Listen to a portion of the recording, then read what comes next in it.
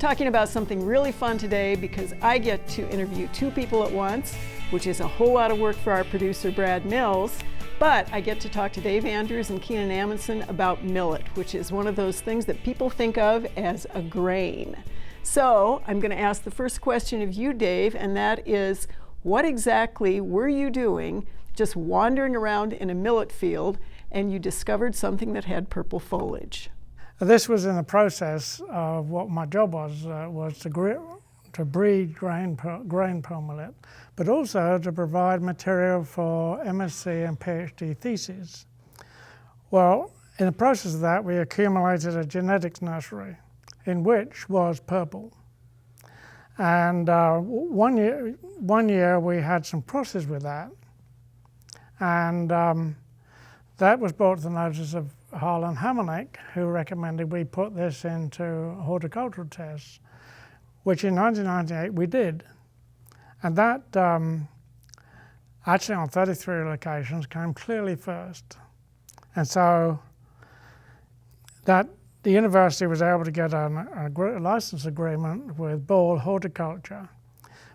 We cleaned up that hybrid, and they started to produce it, and it was named Purple Majesty, and it was a big success, and that got the gold medal from All-American Selections in 2003. Then we have the series of Purple Baron and Jester and Jade Princess, which are just fabulous. How exactly did you go about the process of creating those? I thought that the Purple Majesty another version needed to be shorter, took longer, darker foliage, wider.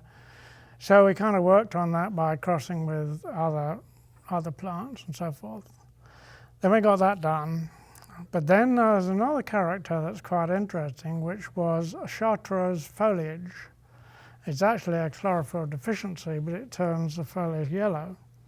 Then we discovered that the purple color is mitigated by this chartreuse foliage, so you get a flush rather than a final dark color. And that led us to the third hybrid, which was Jester.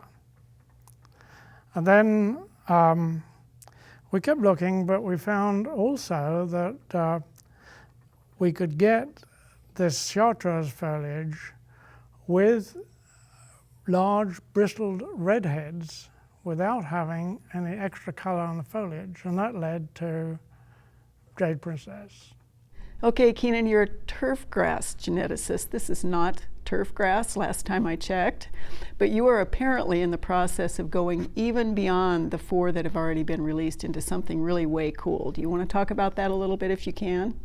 The reality is there's really some just great colors and canopy architecture, seed head characteristics that we really haven't fully exploited yet. And those are really some of the new traits that I see coming forward in future cultivars.